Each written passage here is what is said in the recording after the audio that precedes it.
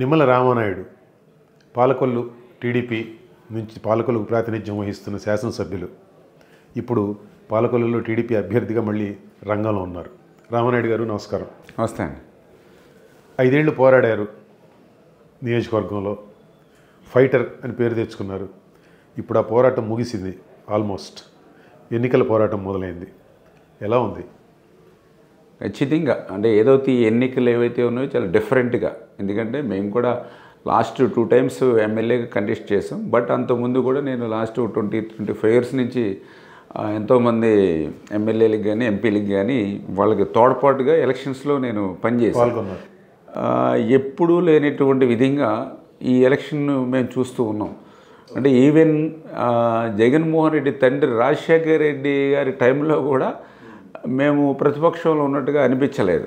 The first time Andhra Pradesh రాష్ట్రంలో ఇవాళ అంబేద్కర్ రాజ్యాంగం కాదు, రాజారెడ్డి రాజ్యాంగం నడిచేటువంటి రోజుల్లో వ్యవస్థలన్నింటినీ కూడా నిర్వీర్యం చేసుకుంటూ ఏదైతే ఈవేళ ఆ బాస్ అంటే ఎవరైతే ఐపీఎస్ ఐఏఎస్ లాంటి అత్యున్నతమైనటువంటి సివిల్ అధికారులను కూడా ఎవరైతే లూప్ లైన్లో ఉన్నారో, ఎవరైతే ఈఆర్లో ఉన్నారో అటువంటి వాళ్ళందరినీ, అంటే కేవలం జగన్మోహన్ రెడ్డి తన అడుగులకి మడుగులొత్తేటువంటి వాళ్ళు, అటువంటి వాళ్ళందరినీ కూడా కీ పోస్టుల్లో పెట్టుకుని వాళ్ళ ద్వారా కింద వ్యవస్థలను మేనేజ్ చేసుకుంటూ ఇట్లాగా ఒక డిఫరెంట్ ఎలక్షన్ అనేది ద ఫస్ట్ టైం మేము చూస్తూ ఉన్నాం.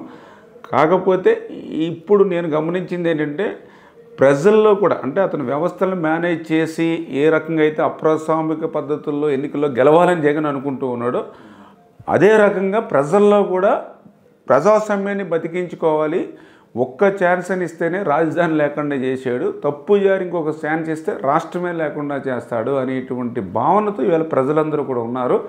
ఖచ్చితంగా ఇతను కుయుక్తులు ఏవైతే ఉన్నాయో, ఏదైతే అప్రసామిక విధానాలు ఏవైతున్నాయో దాన్ని వ్యతిరేకిస్తూ ప్రజలు మాత్రం జగన్మోహన్ రెడ్డిని సాగనంపడానికి ఇవాళ సిద్ధంగా ఉన్నారు.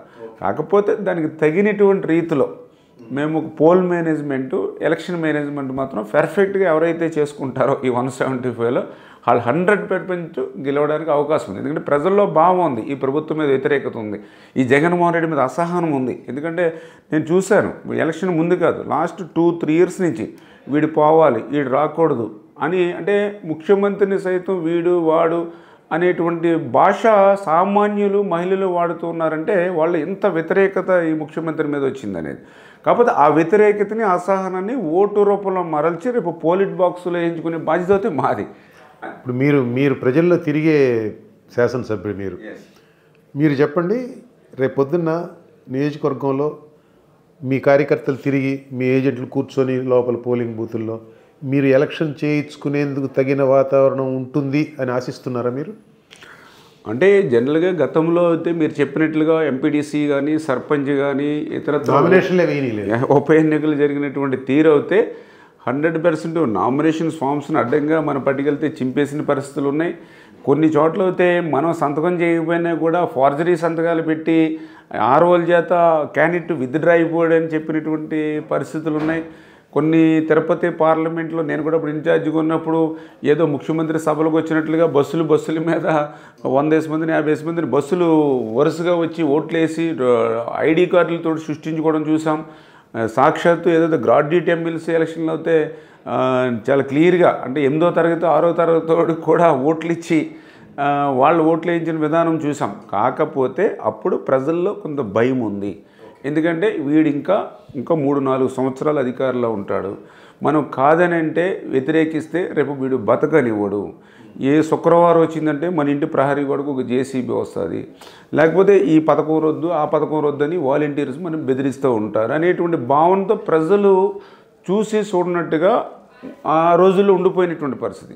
కానీ ఈ ఎలక్షన్ ఇతనే జగన్ పని అయిపోయింది ఈ రాష్ట్రంలో, అంచేత స్వేచ్ఛగా మనం ఓటేసుకోవచ్చు అనేటువంటి అభిప్రాయం అయితే వీళ్ళ ప్రజల్లో ఉంది.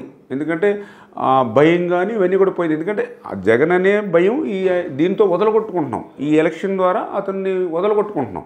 అంచేత పబ్లిక్ అయితే ఈ ఎలక్షన్లో చాలా క్లియర్గా స్వేచ్ఛగా ఓటేసుకోగలుగుతారు. అదేవిధంగా ఎవరైతే ఇప్పుడు బూత్ల దగ్గర ఉండేటువంటి పోలింగ్ ఏజెంట్స్ కానీ బయట ఉండేటువంటి క్యాడర్ కానీ ఎవరైతే ఉన్నారో వాళ్ళు కూడా ఎందుకంటే ఈ 4-5 సంవత్సరాల్లో వాళ్ళు పడినటువంటి బాధలకి, కష్టాలకి, కన్నీళ్ళకి పరిష్కారం ఈ యొక్క జగన్మోహన్ రెడ్డిని ఓడించడం. అంచేత వాళ్ళు కూడా అగ్రెసివ్గా దేనికైనా సరే తెగించి, వైఎస్ఆర్సీపీతో తెగించి పోరాడడానికి బూతుల దగ్గర ఈవేళ కార్యకర్తలు కూడా 3 పార్టీలకు సంబంధించిన కార్యకర్తలు కూడా వీళ్ళ ప్రిపేర్డ్గా ఉన్నారు. అంచేత గతంలో జరిగినటువంటి తప్పులు ఇప్పుడు పునరావృతం అయ్యేటువంటి అవకాశం అయితే 1% కూడా లేదు బూతుల దగ్గర. అది అంగబలం సంగతి. మరి అర్ధబలం ఎన్నిక జరపటానికి అవసరమైన ధనం పోగేసుకున్నారా? అంటే మీరు చెప్పినట్లు మనీ విషయంలో అయితే ఓకే, ఈ తెలుగుదేశం పార్టీ అంటే ఎప్పుడు కూడా అంత మనీతో మేనేజ్మెంట్ చేయాలనేటువంటి ఆలోచన చంద్రబాబు నాయుడు గారికి. ఎందుకంటే ఈవేళ చంద్రబాబు నాయుడు గారు 14 సంవత్సరాలు ఆయన ముఖ్యమంత్రిగా పనిచేసిన వ్యక్తి. అదేవిధంగా ఎన్టీ రామారావు గారు దగ్గర దగ్గర ఆయన 9 సంవత్సరాలు 10 సంవత్సరాలు ఆయన ఒక ముఖ్యమంత్రిగా పనిచేసిన వ్యక్తి. అంటే ఒక నియర్లీ ఒక 25 ఇయర్స్ 25 సంవత్సరాలు ముఖ్యమంత్రిగా ఆంధ్రప్రదేశ్ రాష్ట్రంలో పదవిలో ఉన్నటువంటి కుటుంబాలు ఈవేళ ఆస్తుల విషయంలో చెప్పుకుంటాకి వెనక ఏమీ లేనిటువంటి పరిస్థితి. ఈవేళ చంద్రబాబు నాయుడు గారి ఆస్తి ఏంటంటే గట్టిగా కష్టపడి సంపాదించి హెరిటేజ్ మీరు చూపించగలుగుతారేమో తప్ప అంతమించి మనం ఎక్కడ కూడా చూపించడానికి ఏమీ లేనిటువంటి పరిస్థితి. అంటే 25 సంవత్సరాలు ఈ రాష్ట్రాన్ని ముఖ్యమంత్రిగా చేసి వాళ్ళు ఆస్తుల మీద ఎప్పుడు కూడా దృష్టి పెట్టలేదు. ప్రజలకు సేవ మీద దృష్టి పెట్టారు, సంక్షేమం మీద దృష్టి పెట్టారు, అభివృద్ధి మీద దృష్టి పెట్టారు. కానీ ఈవెన్ జగన్మోహన్ రెడ్డి అధికారం లేకుండానే తండ్రి అధికారాన్ని అడ్డం పెట్టుకుని ఆ రోజు 1,00,000 కోట్ల రూపాయలు ఆ రోజు ఈడీఏ దగ్గర దగ్గర 40,000 కోట్లు అటాచ్మెంట్ చేసినటువంటి పరిస్థితి. ఈరోజు అధికారంలోకి వచ్చినటువంటి 4-5 సంవత్సరాల్లోనే మరి అటు శాండ్లో కానీ, ఇటు మైన్స్లో కానీ, ఇటు లిక్కర్లో కానీ, ఇటు ల్యాండ్ విలువైన భూముల అమ్మకాలతో కానీ లక్షల కోట్ల రూపాయలు ఆయన పోగేసుకునేటువంటి పరిస్థితి. అంచేత ఖచ్చితంగా ఈరోజు వైఎస్ఆర్సీపీ డబ్బుతో పోటీ పడేటువంటి శక్తి తెలుగుదేశం పార్టీకి కాదు, ఈవెన్ జాతీయ పార్టీ బీజేపీకి కూడా లేదేమో అనిపిస్తుంది ఈ రాష్ట్రంలో. కాకపోతే ఇక్కడ ప్రజలు కూడా దాన్ని అర్థం చేసుకున్నారు. ఓకే, ఈవేళ జగన్మోహన్ రెడ్డి ఓటుకు 5,000, 10,000 లేకపోతే 2,000 ఇవ్వడానికి ప్రిపేర్ అవుతున్నాడని ఈవేళ న్యూస్ వస్తూ ఉంది. అహంకారంతో అహంభావంతో క్యాండిడేట్లు ఉన్నారు. ఇప్పటికే ఆల్రెడీ ప్రతి నియోజకవర్గానికి 35 కోట్లు డంప్ చేసేసాడని చెప్పేసి కూడా వార్తలు అందుతూ ఉన్నాయి. ప్రజలు కూడా దానికి మైండ్లో ప్రిపేర్ అయి ఉన్నారు. ఎవరి డబ్బులు ఇవి మా డబ్బులు, మా లిక్కర్లో కొట్టేసిన డబ్బులు. 70 రూపాయల బాటిల్ని ఈవేళ 250 రూపాయలు అమ్మి ఆ రోజు మద్యపాన నిషేధం చేస్తానని చెప్పి ఈవేళ బ్రాందీ షాపులే తన అధీనంలో తెచ్చుకుని ఆ తయారు చేసిన బ్రాందీ కూడా తన అనుసూయులతో తానే తయారు చేయించి ఆ కల్తీ మద్యం నాసిరకం పెట్టి ఈవేళ మా ఆరోగ్యాన్ని పాడు చేయడమే కాకుండా మా జేబులు కూడా కొల్లగొట్టినటువంటి డబ్బులు. శాండ్ ఆ రోజు ఉచిత ఇసుకుంటే ఈరోజు ఇష్టానుసారంగా మరి ఏదైతే 1,000 కోట్ల రూపాయలు ఏదైతే ఇసుకలో కొట్టేసిన డబ్బులు, మైండ్స్ అన్నింటినీ కూడా ఆక్రమించుకుని వీళ్ళు దోచుకునేటువంటి డబ్బులు, విలువైన భూములు కలెక్టర్ ఆఫీసుల పార్కుల దగ్గర నుంచి ఇవన్నీ తాకట్లు పెట్టేసుకుని లేదా అమ్ముకోనో అంటే ఇవి మా డబ్బులు అని చేత ఒకవేళ ఆయన 5,000 ఇచ్చినా, 3,000 ఇచ్చినా, 10,000 ఇచ్చినా తీసుకుంటారు. కానీ ఓటు మాత్రం తెలుగుదేశం, జనసేన, బీజేపీకి ఓటేయాలనేది ఈవేళ ప్రజలందరూ. ఎందుకంటే మొన్న కూడా మేము తెలంగాణలో కూడా చూడడం జరిగింది. సపోజ్ ఉదాహరణకి ఆయన మన తుమ్మల ఆయన 1,000 రూపాయలు 1,500 అక్కడ ఓటుకి ఇస్తే అవతల ఎవరైతే 5,000 రూపాయలకి బీఆర్ఎస్ ఇచ్చినా కూడా తుమ్మల దగ్గర దగ్గర 40,000 పైబడి మెజార్టీతో గెలిచారు. అంచేత డబ్బులు అన్నిసార్లు ప్రభావం చూపుతాను మేము కూడా అనుకోవట్లా. డబ్బులే ప్రభావం చూపాలంటే ఇవాళ ఈ దేశానికి టాటా బిర్లో, ధీరుభాయ్ అంబానీ లాంటి వాళ్ళు కూడా ప్రధానమంత్రులు అవ్వాలి. అంచేత ప్రజలు కూడా ఆలోచనలో ఉన్నారు. ఖచ్చితంగా ఈ రాష్ట్రం కోసం ఈ భవిష్యత్తు, భావితరాల భవిష్యత్తు అనేది ముఖ్యమని చూస్తూ ఉన్నారు. ఇప్పుడు నేను కూడా గ్రౌండ్ లెవెల్కి వెళ్తూ ఉన్నప్పుడు వాళ్ళు కూడా అడుగుతూ ఉన్నారు, రాజధాని లేకుండా అయిపోయింది, పోలవరం ఆగిపోయింది, పరిశ్రమలు లేవు, పారిశ్రామికవేత్తలు పోతూ ఉన్నారు, ఇట్లా అయితే మా బిడ్డల భవిష్యత్తు ఏంటి, మేము ఏదో కష్టపడి పొలమో పుట్టడం ఉంటే అమ్ముకొని వాళ్ళని ఏదో చదివించుకున్నాము, మరి ఇట్లా అయితే రేపు వాళ్ళ భవిష్యత్తు ఏంటి అనేది ఈవేళ అందరిలోనూ ఒక క్వశ్చన్ మార్క్ ఉంది. అంచేత ఖచ్చితంగా ఆ డబ్బు అనేది కూడా ఈవేళ ఓటర్స్ మీద కూడా ప్రభావం చూపే అంశం కాదు. ఎందుకంటే అది ప్రజల డబ్బు, ఇతను అక్రమంగా సంపాదించాడు అనేది కూడా ప్రజల్లో రిజిస్టర్ అయి ఉందండి. ఇది మీ వరకు మీరు ఈ మధ్య ఏదో పొలం అమ్మినారని వినపడింది. అంటే నేను రాజకీయాల్లోకి ఒక రైతు కుటుంబంలోంచి వచ్చిన వ్యక్తిని. చిన్నప్పటి నుంచి నేను కూడా వామపక్షాల ఏఎస్ఎఫ్లో పనిచేసాం డిగ్రీలో చదువుతున్నప్పుడు. తర్వాత ఆంధ్ర యూనివర్సిటీలో స్టూడెంట్స్ నేను అక్కడ కూడా యాక్టివ్ ఉండేవాడిని. తర్వాత వైఎన్ కాలేజీలో 10 ఇయర్స్ లెక్చరర్గా పనిచేసినప్పుడు ఏపీ ఆక్టాలో యాక్టివ్ ఉండేవాడిని. నాకు యాక్చువల్గా విలేజ్ అంటే ఇంట్రెస్ట్, రైతుగా పొలం అంటే ఇంట్రెస్ట్. అందుకని నేను ఆంధ్ర యూనివర్సిటీలో ఎంఏ ఎంఫిల్ పిహెచ్డి అక్కడ చేస్తూ ఇక్కడ కూడా సొంతంగా పొలం ఉడుచుకునేవాడిని నా ఓన్గా మా విలేజ్లో అగర్తపానులు. అంటే అట్లా వ్యవసాయం అంటే ఇంట్రెస్ట్. అందుకే యూనివర్సిటీలో అన్ని సంవత్సరాలు ఉండి జనరల్గా నా ఫ్రెండ్స్ అందరూ కూడా ఇప్పుడు వాటి ఏమన్నా సాఫ్ట్వేర్లోనో లేకపోతే సివిల్స్లోనో అటు ఇటు పోయినా నేను మళ్ళీ ఆగర్తపాలెం మా గ్రామం వచ్చి అక్కడే ఇల్లు కట్టుకుని అక్కడే ఈ చెరువులు, రైలు చెరువులు కానీ వ్యవసాయం కానీ అంటే ఆ ఇంట్రెస్ట్, అంటే ఆ మెంటాలిటీ, ఆ విలేజ్ గ్రామీణ వాతావరణం కానీ ఆ రైతాంగం కానీ అంటే ఆ రకంగా పెరిగిన వ్యక్తిని మొదటి నుంచి కూడా నా చుట్టూ ఉండేటువంటి సమస్యలు ఏవైతున్నాయో వాటి ద్వారా ఫైట్ చేసేటువంటి వ్యక్తిని, అంటే రైతు వేదిక అధ్యక్షుడు కానీ, స్టూడెంట్స్ యూనియన్గా కానీ, లెక్చరర్గా ఏపీ ఆక్టాలో కానీ. అంటే నేను కూడా రేపు ఓకే మనం రాజకీయాల్లోకి పోతే ఇంకొక 10 మందికి మనం ఇంకా ఎక్కువ మందికి సాయం చేయగలుగుతాం కదా అనేటువంటి ఆలోచనతో వచ్చిన వ్యక్తులు. అంటే ఇప్పుడు రాజకీయాల్లాగా పదవులు సంపాదించుకుని ఆ పదవుల ద్వారా ఆస్తులు సంపాదించుకుని అంతస్తులు పెంచుకోవాలనేటువంటి ఆలోచన కాదు, ఇంకొక 10 మందికి ఎక్కువ సేవ చేయగలుగుతాం అనేటువంటి ఆలోచనతోటే నేను ఆ రోజు రాజకీయాల్లోకి రావడం జరిగింది.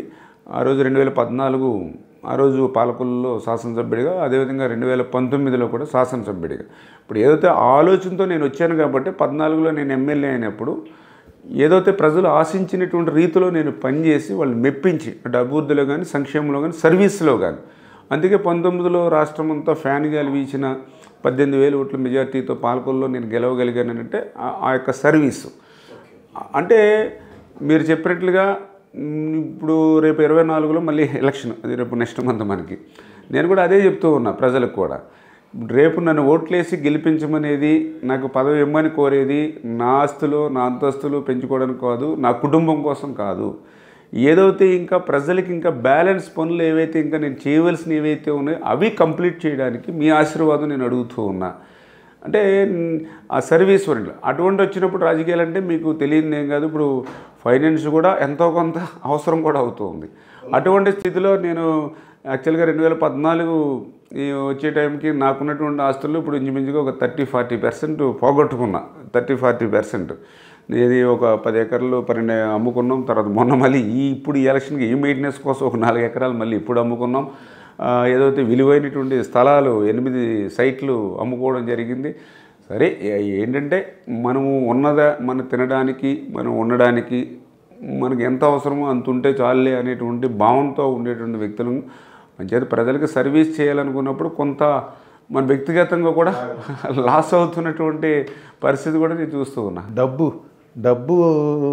ప్రభావం లేని, డబ్బు ప్రభావానికి లోను కానీ, డబ్బు అవసరం లేని రాజకీయాలు వస్తాయని ఆశిద్దాం కానివ్వండి, ఆశిద్దాం, ఓకే, కలగందాం తప్పనిసరిగా.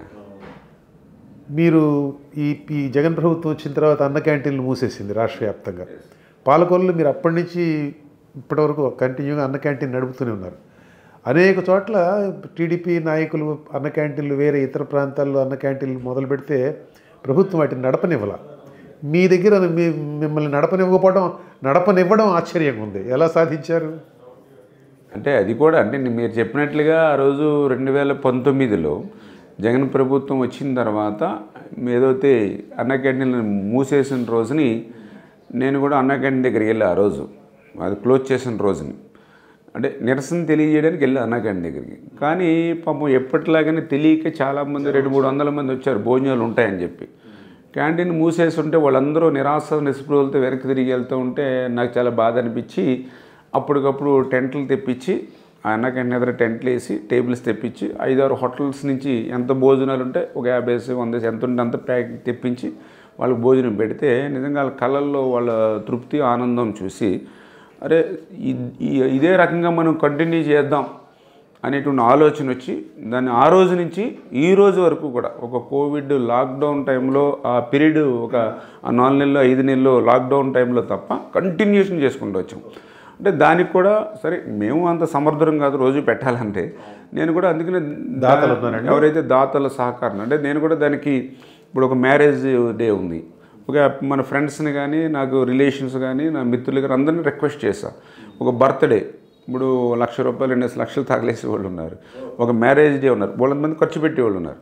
మంచిగా ఇదిగో ఇక్కడ పేదలకి అని ఇక్కడ ఇదిగో ఒక ₹10,000 పెట్టుకుంటే కడుపు నింపగలుగుతాం అని అట్లాగా ఒక బర్త్డే అయితే అక్కడ ఒక కేక్ కట్ చేసి వాళ్ళ మధ్యని ఒక సాల్వ్ కప్పి వాళ్ళకి వాళ్ళు ఫ్లెక్స్ ఇలా పుట్టినరోజు సందర్భంగా పేదల కడుపు నింపుతున్న సోన్స్ పర్సన్ కృతజ్ఞతలని వాళ్ళు ఫ్లెక్స్ వాళ్ళు ఫోటో పెట్టి ఎవరైతే ఆ రోజు భోజనం పెడుతున్నారో వాళ్ళు ఫోటోతో పెట్టి వాళ్ళకు కేక్ కట్ చేసి అక్కడే పుట్టినరోజు వేడుకలు చేసి వాళ్ళ కుటుంబ సభ్యులు అయితే వాళ్ళకి వడ్డిస్తూ ఉన్నాం. ఇట్లాగా ఏ అకేషన్ ఇంట్లో ఉన్నా అక్కడ జరుపుకోమని ఒక పిలిపించాను. ఈరోజు ఫస్ట్లో నాకు కొంచెం ఒక నెల 2 నెలలు మధ్యలో నేను కొంచెం పెట్టుకోవాల్సి వచ్చేది, వారానికి 2 రోజులు 3 రోజులు. తర్వాత క్రమేణా ఇప్పుడు ఒకే డేట్కి 2-3 కూడా అడిగేటువంటి పరిస్థితికి వచ్చింది. అంటే పబ్లిక్ చాలామంది ఉన్నారు బయట దాతలు సర్వీస్ చేయడానికి, కాకపోతే దానికి రైట్ ప్లాట్ఫామ్ కావాలి. రామానాయుడు కరెక్ట్ అని చెప్పి మనం రైట్ పర్సన్గా వాళ్ళు కూడా ఒకటే చెప్తున్నారు, మేము ఇంటి దగ్గర ₹1,00,000 ఖర్చు పెట్టి చేసుకున్నటువంటి సెలబ్రేషన్ కంటే ఈ పేదల మధ్య మేము చేసేటువంటి ఈ యొక్క సాయం ఏదైతే ఉందో మాకు మా బిడ్డకి అంటే పిల్లలు పాపం వాళ్ళ బర్త్డే చాలా ఆశీస్సులు ఉంటాయని చెప్పి వాళ్ళు చెప్తూ ఉన్నారు. కాకపోతే మీరు చెప్పినట్లు స్టార్టింగ్లో, ఎందుకంటే ఇప్పుడు 1 ఇయర్ 1.5 ఇయర్లు ఇప్పుడు పెడుతుంటేనే గవర్నమెంట్ అడ్డుకుంటుంది అన్ని చోట్ల. ఇంకా 19లో నేను పెట్టుకున్నప్పుడు అడ్డుకోకుండా ఉంటుందని మాట వాస్తవం అడ్డుకున్నారు. ఎప్పుడు ఒకసారి అయితే నైట్ 11 గంటలకి నాకు ఎవరో ఫోన్లు చేస్తే నేను గమ్ముని చూడలే ఫోను, నా తలుపు కొట్టాడు. ఇప్పుడు ఇది నేను ఇక్కడ ఆఫీస్లో ఉన్నాను, నేను పైనే ఉంటా, సింపుల్గా ఇలాగ ఉంటుంది మా ఇల్లు కూడా పైన సింపుల్గా. ఎవరో తలుపు కొడితే తీసా, అప్పుడు 11 అయింది. సార్ అన్నా క్యాంటీన్ తీసేస్తున్నారు అంటే నాకు ఆశ్చర్యం. అన్నా క్యాంటీన్ తీసేయడం అంటే అన్నా క్యాంటీన్ బయట తాత్కాలిక షెడ్ కింద వేసి పెడతా ఉన్నాం, పీకేస్తున్నారు సార్ అన్నారు. వెంటనే నేను కాబట్టి ఫ్యాంట్ వేసుకుని వచ్చిన వాళ్ళు 2 వచ్చారు బండి మీద. అంటే అన్నా క్యాంటీన్ మీద నాకున్న తోటి వెంటనే వాళ్ళతో వాళ్ళిద్దరి మధ్యలో కూర్చుని బండి వేసుకుని బండి మీదకి వెళ్ళిపోయాను. తర్వాత మళ్ళీ మా మిస్సెస్ కంగారు వాళ్ళు ఎవరో వచ్చారు ఎక్కడికి వెళ్ళిపోయారని మళ్ళీ ఫోన్ చేసింది. లేదు అన్న నిజంగా నాకు అనిపించింది ఫోన్ చేసిన తర్వాత, ఏమో నిజంగా తెలియదు కదా, కానీ ఆ యాంగ్జైటీ ఎదురే అన్నం పెట్టి అన్నా క్యాంటీన్ తీసేటువంటి ఆ కోపం అవనండి ఇంకోటి అవనండి బాధ అవనండి వెళ్తే నిజంగా అక్కడ తీసేవారు మున్సిపల్ అధికారులు. ఏంటి నీకు ఎందుకు పీకుతున్నారు ఏంటంటే, లేదు సార్ ఎక్స్టెన్షన్ అన్నీ తీసేస్తున్నాం అన్న రోడ్డు ఎక్స్టెన్షన్లు అని. ఇది అయితే పక్కనే ఉంది రాజశేఖర రెడ్డి బొమ్మ, సరే అది రోడ్డు ఎక్స్టెన్షన్లోనే ఉంది, అది తీయండి అప్పుడు ఇది తీద్దరు కానీ అయినా అర్ధరాత్రి 11ంటికి మీకేం పని అని ఫైట్ చేసి ఆ రాత్రి 11ంటికి అక్కడ అన్నా క్యాంటీన్ రోడ్డు మీద పడుకున్నా. మళ్ళీ తర్వాత రోజు కంటిన్యూషన్ అట్లాగనే 1 గంట దాకా కూడా రాత్రి నైట్ ఉన్న దోమలు, మళ్ళీ పగలు ఎండ, అక్కడే 1 గంట దాకుండా అప్పుడు కలెక్టర్ గారు అప్పుడు ముత్యాలరాజు గారు అప్పుడు ఆయన మళ్ళీ కమిషనర్కి చెప్పి మందలించి మీరు అట్లా ఎందుకు చేశారని చెప్పి అప్పుడు కమిషనర్ మళ్ళీ ఆ రోజు నాకు ఎవరైతే ఇవన్నీ పీకేసి అన్నీ చేశారో వాళ్ళకి మెమోలు ఇచ్చి వాళ్ళ మీద యాక్షన్ తీసుకుంటానని మెమోలు ఇచ్చేంతవరకు 1 గంట వరకు కూడా రోడ్డు మీదే పడుకుని ఉన్నా. అంటే అట్లాగా మనం పోరాడాల్సి వచ్చింది. కాకపోతే అంత తొందరగా మన జోలికి రారు, తొందరగా ఉన్నందులో కొంత బెటర్, ఎందుకంటే కొంచెం మనం కరెక్ట్గా ఉంటాం, రైట్ పర్సన్గా రైట్లో వెళ్తాం అనేది కూడా కొంత ఉంది. కాబట్టి అంటే అట్లా అందరికీ అన్నం పెట్టి అన్నా క్యాంటీన్ కూడా నేను పోరాడవలసి వచ్చింది. దాని తర్వాత దాని ఇన్స్పిరేషన్ తోటి మళ్ళీ గవర్నమెంట్ హాస్పిటల్ దగ్గర కూడా 2ది కూడా పెట్టానండి నేను, మళ్ళీ మొబైల్ క్యాంటీన్ పెట్టి మళ్ళీ అక్కడ కూడా పెట్టాను. నిజంగా చాలా హ్యాపీ, ఎందుకంటే గవర్నమెంట్ హాస్పిటల్ దగ్గర అయితే పాపం ఎవరైతే రోగులు ఉన్నారో వాళ్ళు బంధువులు ఉంటారు, వాళ్ళకి పెట్టరు లోపల. అక్కడి నుంచి మెయిన్ రోడ్డుకి రావాలంటే వాళ్ళకి మళ్ళీ ₹100 ఆటోకి అవుతుంది, మళ్ళీ భోజనానికి 100 అవుతుంది. పేషెంట్ దగ్గర ఎవరు ఉండరు, జనరల్గా పేషెంట్ దగ్గర ఉండేది కూడా లేడీసే. ఇప్పుడు మనకైనా మిస్సెస్ లేకపోతే మదర్ ఉంటుంది, లేడీస్ కూడా లేడీస్ ఉంటుంది జనరల్గా హాస్పిటల్లో, వాళ్ళు బయటికి వెళ్ళలేరు. నేను ఇప్పుడు అక్కడ భోజనం పెడతా ఉంటే చాలా హ్యాపీగా వాళ్ళు చాలా సంతోషం, చాలా తృప్తిని వ్యక్తం చేస్తూ ఉన్నారు. అంటే నేనేంటంటే ఆ సర్వీస్ ఇవ్వడంలో ఆ సాటిస్ఫికేషను అనేది నాకు ఇంపార్టెంట్. అంటే మన ₹1,00,000 సంపాదించిన రానిటువంటి తృప్తి వాళ్ళ కళల్లో కనిపిస్తూ ఉంటుంది. ఆకలి తీర్చడానికి మించిందే ఉందండి, చాలా గొప్ప విషయం కదా అది. రామానాయుడు గారు, పాలకొల్లులో చాలా పెద్ద యూనిట్ టిడ్కో ఇళ్ళ ప్రాజెక్ట్ కదా, మీ టీడీపీ ప్రభుత్వ హయాంలో ఆల్మోస్ట్ చాలా వరకు పూర్తయింది ఇది నిర్మాణం, కానీ ఇప్పటివరకు పంచినట్లేరు, మీరు దాని మీద కూడా ఫైట్ చేసినట్టున్నారు.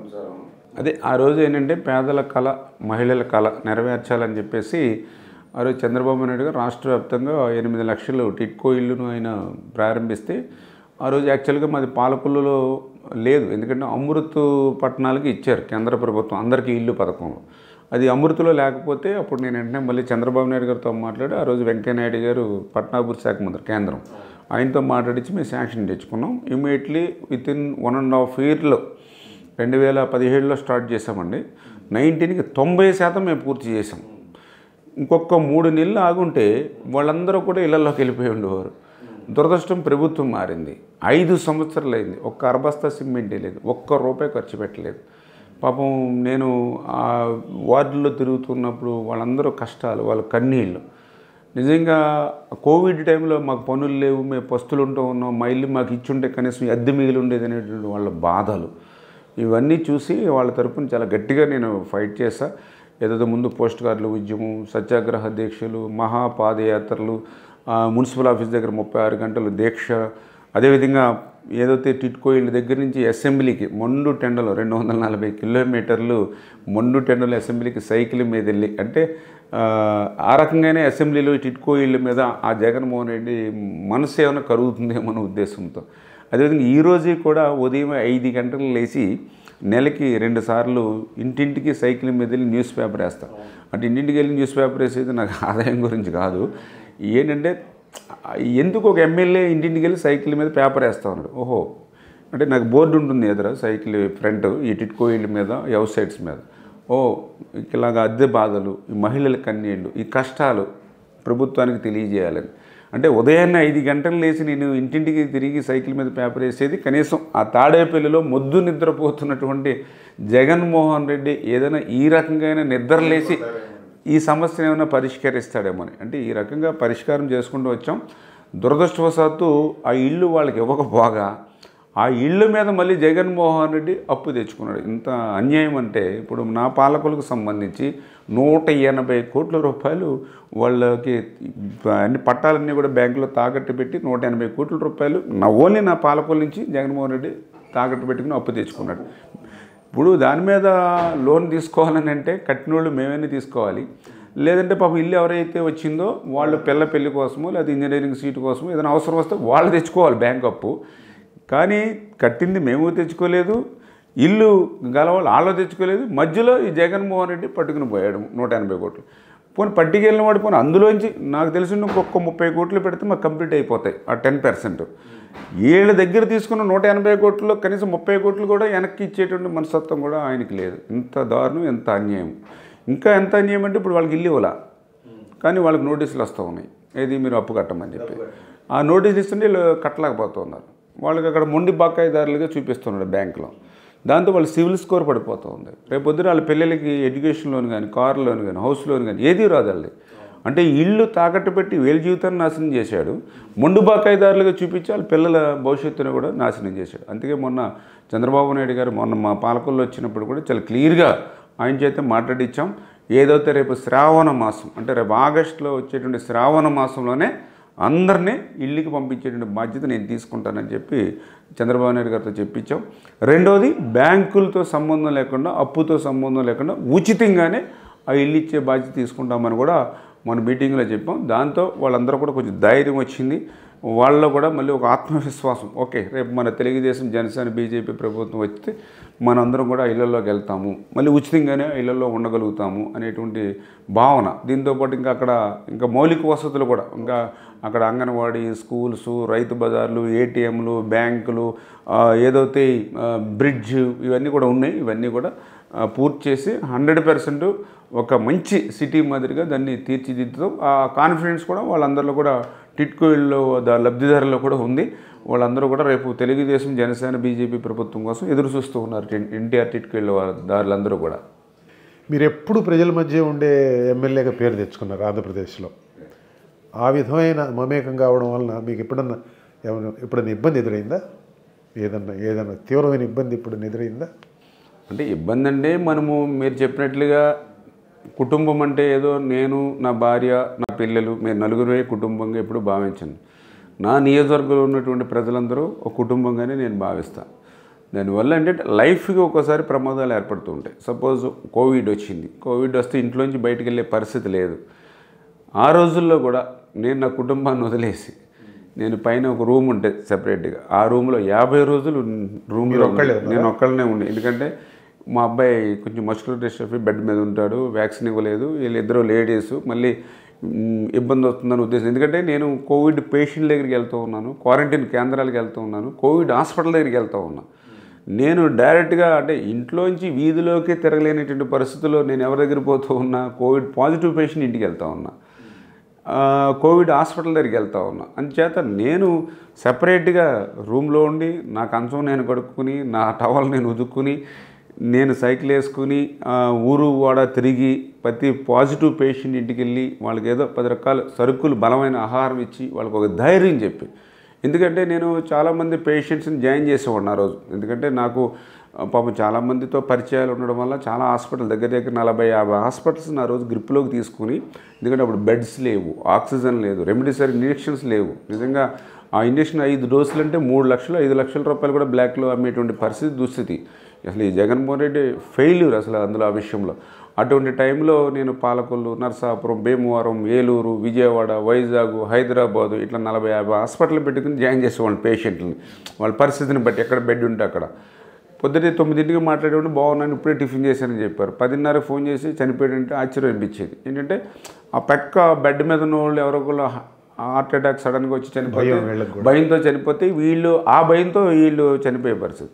ఆ భయం పోగొట్టాలి. ఒక రకంగా నేను ఒకసారి సపోజ్ దొడ్డుపట్ల విలేజ్ ఇలాగ వెళ్తూ పాజిటివ్ పేషెంట్ ఇంటికి వెళ్తే ఆయన అదే చెప్పాడు, నా చుట్టాలు కూడా నన్ను పలకరించడానికి రాలేదు, మీరు వచ్చారు. నా పక్కింటి వాళ్ళు కూడా ఈ కోవిడ్ గాలి వచ్చేస్తుందేమో కిటికీ తలుపులు కూడా తీయట్లేదు, మీరు వచ్చారని అని ఎంతో ఆత్మవిశ్వాసం, ధైర్యంతో ఆ ధైర్యం కల్పించాలని. అంటే ఇట్లా కోవిడ్ టైంలో కూడా ఒక క్వారంటైన్ కేంద్రం, మా తినడానికి తిండి పాసివాసన వస్తుందండి, తాగడానికి సరైన నీళ్ళు లేవని అంటే ఇప్పుడు కలెక్టర్ గారికి నేను ఫోన్ చేసి చెప్పొచ్చు ఈ ఆఫీస్ నుంచి, కానీ మేము ప్రతిపక్షంలో ఉన్నాం. అందుకే క్వారంటైన్ కేంద్రంకి వెళ్ళేవాడిని. వెళ్ళి ఆ ప్యాకెట్ ఇప్పేవాడు, ప్యాకెట్ ఇప్పి ఆ స్మెల్ చూసుకుని లేకపోతే దాన్ని వీడియో తీసి కలెక్టర్ గారికి పెట్టి ఇదిగో నేను క్వారంటైన్ కేంద్రంలో ఉన్నాను అంటే అప్పుడు ఆయన కూడా వెంటనే ఎంఆర్ఓని పంపించి అంటే మళ్ళీ ఫుడ్ పంపించి. ఎందుకంటే కోవిడ్ పేషెంట్కి బలమైన ఆహారం కావాలి. అది ఎప్పుడు ఆ ప్లేస్లో ఉన్నప్పుడు వాళ్ళు సీరియస్నెస్ పెరుగుతుంది. అంటే అట్లా దానివల్ల ఏంటంటే మా ప్రాణానికి ప్రమాదం. ఇప్పుడు సపోజ్ ఒకసారి వరదలు వచ్చినాయి, పేకల్లో నీళ్ళల్లో తిరిగి వచ్చేటప్పుడు మా ఇంజిన్ బోట్ చెడిపోయి కొట్టుకుపోయింది బ్యాక్కి. ఎక్కడ వెస్ట్ గోదావరి నుంచి అటు ఎక్కడ ఈస్ట్ గోదావరి వెనక్కి పోయాం, ఈస్ట్ గోదావరి వైపు పోయింది మాది. లక్కీగా రాత్రి 9 గంటలకి ట్రేస్ చేయం, ఏదో భగవంతుడి ఆశీర్వాదం, ప్రజల ఆశీర్వాదంతో. అంటే ఇట్లాంటి ప్రమాదాలు కొన్ని ఎదుర్కొంటూ ఉన్నాం. కానీ ఇంకా ప్రజల కోసం ఇప్పుడు మీరు ఇందాక చెప్పాను, టిట్కో ఇళ్ళ కోసం నేను సైకిల్ మీద అసెంబ్లీకి వెళ్ళాను. సరిగ్గా మోటార్ సైకిల్ కొద్దిగా రాసుకుని సరిగ్గా ఏలూరుకి యువతల స్లిప్ అయ్యి హైవే మీద పడిపోయాను. చూసిన వాళ్ళందరూ కూడా గట్టిగా దెబ్బ, ఎందుకంటే ఇలా తలకే కొద్దిగా లక్కీగా భుజం అనుకున్నాం. అంటే ఏ తలక తొలితే హెడ్, అంటే ఇట్లా లైఫ్లో కొన్ని ప్రమాదాలు ఎదుర్కొని వెళ్ళవలసి వస్తుంది. కానీ బట్ ఏంటంటే ప్రజల కోసం మనం పనిచేసేటప్పుడు ఇంకా మన ఓన్ లైఫ్ గురించి, మన ఓన్ రిస్క్ గురించి నేను ఎప్పుడు పెద్ద ఆలోచించను. మీ ప్రభుత్వంలో కూడా మీరు ఒకసారి థైలాండ్ భూములకు నీళ్ళ కోసం ఏదో ఒక ఇష్యూలో మీ ప్రభుత్వంలో కూడా మీరు ధర్నా చేసినట్టున్నారు. అంటే ఇప్పుడు నేను యాక్చువల్గా రైతు బిడ్డను, రైతు కుటుంబంలో చేయని వ్యక్తిని. అంచేత ఇమ్మీడియట్లీ ఆ రైతుకి ఏదైనా అంటే మీరు చెప్పినట్లుగా కొంచెం ఈ శివారు ప్రాంతాలకి మాది థైలాండ్ ఏరియా పాలకొల్లు.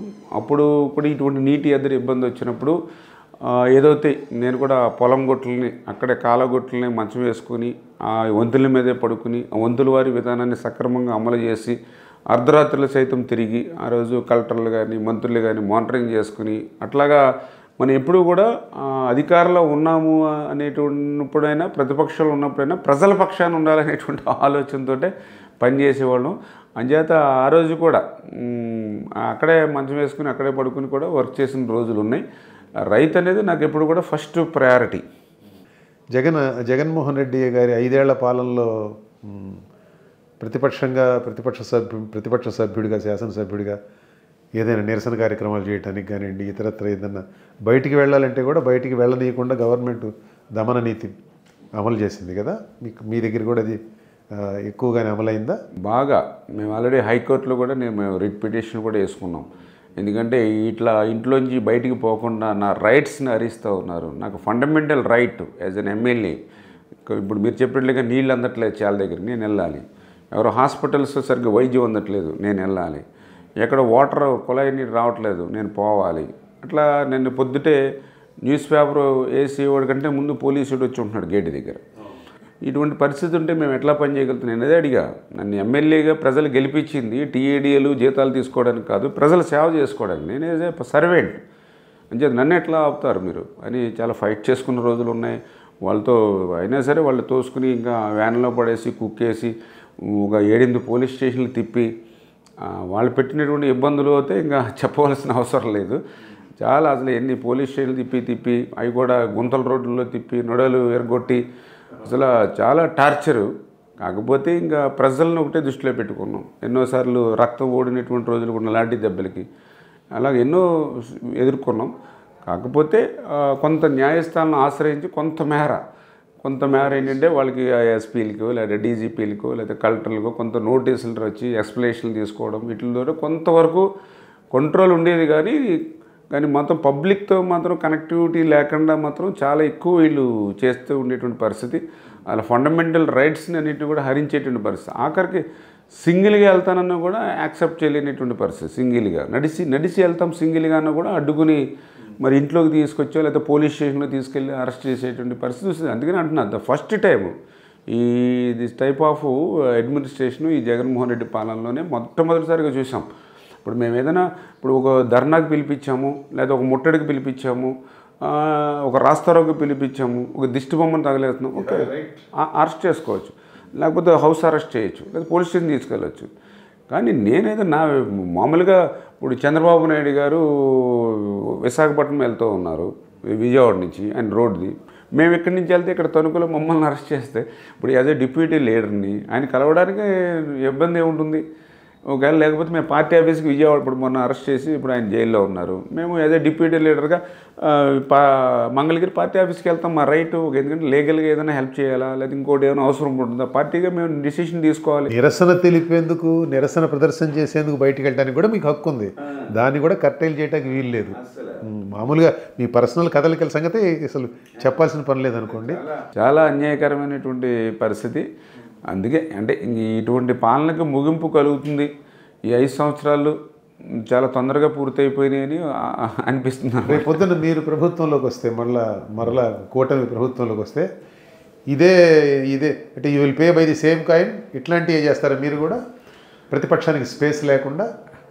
అంటే ఇప్పుడు అటువంటి నేచరు తెలుగుదేశం పార్టీది కాదు. ఎందుకంటే ఈరోజు కాదు, మన 40 years నుంచి కూడా తెలుగుదేశం పార్టీని మీరు చూస్తూ ఉన్నారు. ఖచ్చితంగా మాది ప్రజాస్వామ్యబద్ధంగానే మేము ఇప్పుడు కూడా పరిపాలన సాగించేటువంటి పరిస్థితి. ఎందుకంటే మీరు కూడా పరిపాలన చూస్తారు. ఇప్పుడు ఏదైనా మంచివి ఉంటే తీసుకుని, ఇప్పుడు ఫీజు రింబర్స్మెంట్ ఉంది, ఇప్పుడు లేకపోతే 108 ఉంది, లేకపోతే ఏదో పెన్షన్స్ ఉంది. ఇప్పుడు దాన్ని ఇంకా ఇంప్లిమెంట్ చేశాం బాగా. ఆరోగ్యశ్రీ చంద్రబాబు నాయుడు గారు ఎప్పుడైనా రద్దు చేశారని, ఇది రాజశేఖర రెడ్డి పెట్టిన పథకాలను రద్దు చేయలేదుగా. అవన్నీ మళ్ళీ ఏం చేశారు, ఇంకా ఇంప్రూవ్మెంట్ చేసి ఇప్పుడు సపోజ్ ఆరోగ్యశ్రీ ఉంది, ఆయన 540 జబ్బులకు మాత్రం ఇస్తే మేము 1085 పెంచి ఇచ్చాం. అంటే ఇట్లా ఇంప్రూవ్ చేసి మంచి పథకాలు ఉంటాయి. అట్లాగే ఎప్పుడు మనస్తత్వం అంటే ఈ జగన్మోహన్ రెడ్డి గారి లాగా ఒక రాక్షస మనస్తత్వం, నియంతృత్వం మనస్తత్వం కాదు. అది మంచి మీకు ఉపయోగపడుతుందంటే చేయడానికి మేము సిద్ధంగానే ఉన్నాం. ఇప్పుడు వాలంటీర్స్ ఉన్నారు, ఓకే ఇది జగనన్న సైన్యం అని చెప్పి జగన్మోహన్ రెడ్డి వాలంటీర్స్ని అందరూ కూడా ట్రాప్లో పెట్టుకుని వాళ్ళకి నష్టం చేకూరుతున్నాడు ఒక రకంగా చెప్పాలంటే. ఈవేళ చంద్రబాబు నాయుడు గారు ఏం చెప్తూ ఉన్నారు, మీకు 5,000 రూపాయలు ఇచ్చి వాళ్ళ జీవితాన్ని నిజంగా వాళ్ళు 5 years నుంచి పనిచేస్తూ ఉన్నారు. ఇప్పుడు రాజీనామా చేసేయండి అంటున్నాడు. లేకపోతే ఇతను ప్రభుత్వం రాదు, రాజీనామా చేస్తే ఏమైపోతారో వాలంటీర్స్ అందరూ, రేపు ఫ్యూచర్ అంతా క్లోజే కదా. సరే వాలంటీర్స్ వాళ్ళ సైన్యం అని వాళ్ళతో తిరిగారు కదా అని ఈయన కక్షపూరితంగా లేడుగా. ఏం చెప్పాడు ఆయన, రేపు వాలంటీర్స్కి మేము వచ్చిన తర్వాత వాలంటీర్ వ్యవస్థను కొనసాగిస్తాము, మళ్ళీ వాళ్ళకి రెట్టింపు జీతం 10,000 రూపాయలు వాళ్ళకి ఇస్తాము, కానీ ప్రజల కోసం పనిచేయండి, పార్టీ కోసం వద్దు, ఆ వైఎస్ఆర్ ఉచ్చులో పడవద్దు అని చెప్పారు. అంటే మాది పాలసీ ప్రజలకు ఉపయోగపడే పనుల మీద మా మైండ్ సెట్ ఉంటుంది తప్ప ఇలా కక్షపూరితమైనటువంటిది ఉండదు. కాకపోతే కొంతమంది అధికారులు అత్యుత్సాహంతో, కొంతమంది ఎవరైతే వైఎస్ఆర్సీపీ అత్యుత్సాహంతో మాత్రం కొన్ని తప్పులు చేశారు. ఆ తప్పులు చేసిన వాళ్ళు మాత్రం వదిలే ప్రసక్తి ఉండదు. ఎందుకంటే ఖచ్చితంగా దాని మీద మళ్ళీ కమిషన్ వేస్తారు, ఖచ్చితంగా దాన్ని ఎంక్వైరీ ఏది చేసినా చట్ట ప్రకారమే చేస్తే ఇబ్బంది లేదు. అంతే, ఎస్ చట్ట ప్రకారం చేస్తే ఇబ్బంది లేదు. కానీ తప్పులు చేశారు కొంతమంది. ఇప్పుడు మేము డీజీపీ ఆఫీస్కి వెళ్ళి రిప్రజెంటేషన్ మాకు రైట్ ఏంటంటే, డీజీపీ అసలు ఎన్ని సంవత్సరాలు అయింది తెలుగుదేశం పార్టీ వాళ్ళు రిప్రజెంటేషన్ తీసుకుని, నేను కూడా ఎక్స్పెషల్ ఒకసారి నేను కూడా వెళ్తే గేట్ దగ్గరే మమ్మల్ని ఆపేసి నిలిపేసి ఒక ఎమ్మెల్యేలు 10 మంది ఎమ్మెల్యేలు రిప్రజెంటేషన్ ఇస్తా వెళ్తే గేట్ దగ్గర ఆఫీస్ ఎదురు మా మీద కేసు పెట్టారు డీజీపీ ఆఫీస్ దగ్గర. ఏది మేము అక్కడ గలాటా చేసాము అంటే అట్లాంటి దుర్మార్గంగా వ్యవహరించి రాజ్యాంగానికి వ్యతిరేకంగా పనిచేస్తున్న వాళ్ళు ఎవరైతే ఉన్నారో అటువంటి వాళ్ళు ఖచ్చితంగా రేపొద్దున వచ్చిన తర్వాత వాళ్ళ మీద చర్యలు తీసుకోవాలి. ఎందుకంటే లేకపోతే ప్రజాస్వామ్యం బ్రతకదు రేపొద్దున ఫ్యూచర్లో. ధన్యవాదాలు రామానాయుడు గారు. ఎన్నికల హడావుళ్ళు ఉండి కూడా టైం ఇచ్చినందుకు మీకు నా best wishes. Thank you very much.